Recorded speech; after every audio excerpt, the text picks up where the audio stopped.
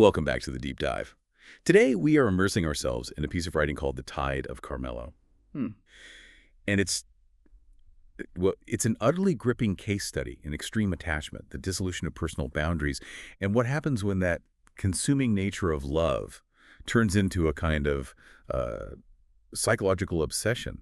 We jump right in with this really visceral image of the main character's hair. It's described as pink, like a wound that refused to scab, neon against the city's cement palette. That intensity, that refusal to heal or blend in, that's really the core of the whole story. It really is, and what stands out immediately reading this is how quickly the genuine adoration, I mean, he literally says, I've never felt seen like this, how quickly that shifts into something almost clinical. It becomes a state of acute surveillance and meticulously curated emotion. Okay, so let's unpack that. Our mission today is to analyze how this narrative really describes that transformation.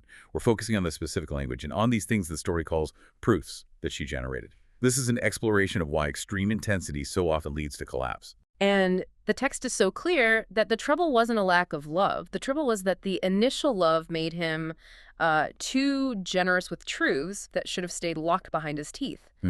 That radical honesty, which you think would build trust, was immediately, it was used against him. That is fascinating. The idea that love is the fuel for the control mechanism. Because the source material does hint that at first, he was kind of complicit, right? He was benefiting from this intense focus. Absolutely. Initially, he basked in it. But the key is her approach. The text says she learned him the way people learn evacuation routes, by heart, in the dark, with the calm of someone planning for disaster. Wow. Planning for disaster at the start of a relationship. Right. It's not about planning for a future. It's anticipating a catastrophe. And that leads to the creation of what the story calls the little museum of him. Yes, this museum built on proofs.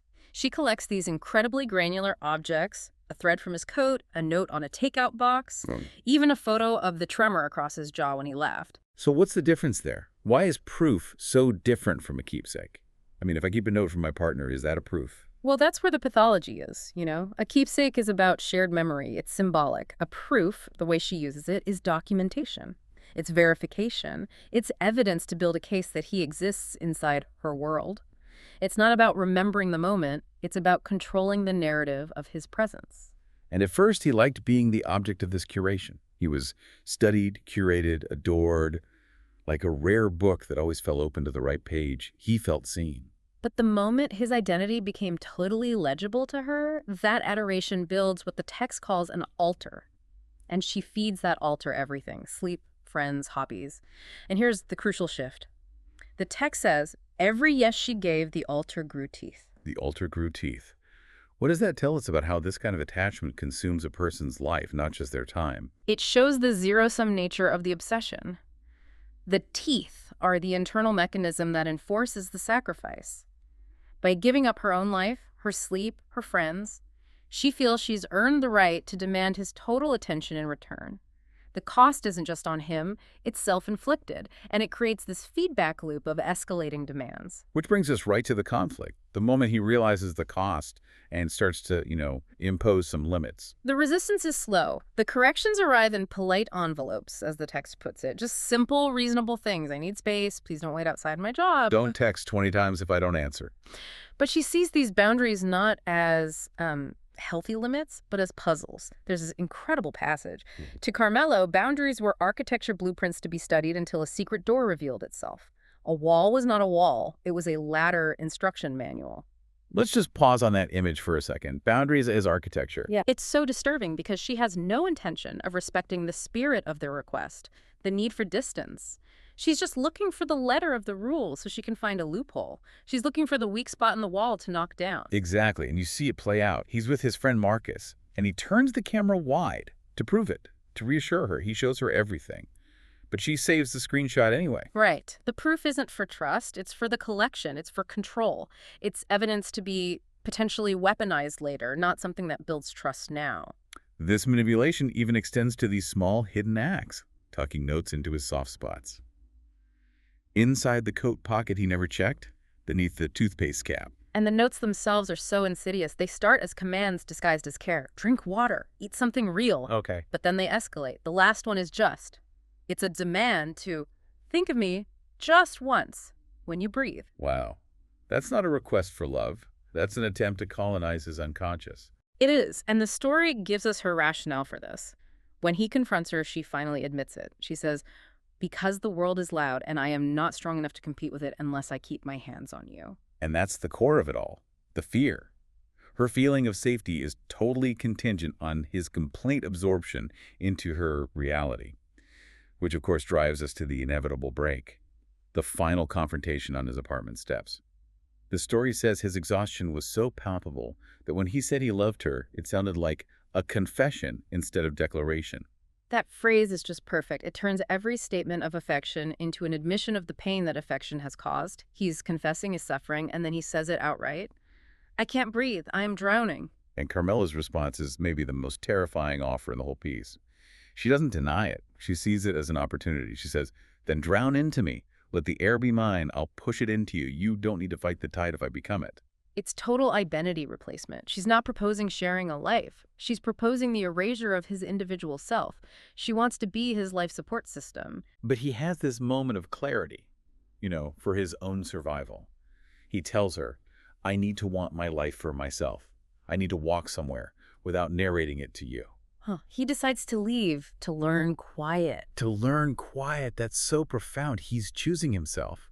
And even then, she tries to bargain down the intensity. She begs to be a whisper in your chest instead of the storm in your ear, to sew myself to your outline. And his final rejection is it's so heartbreaking but so necessary. He says, "You shouldn't have to be a whisper to be loved." He's affirming her worth while rejecting the toxic structure she built.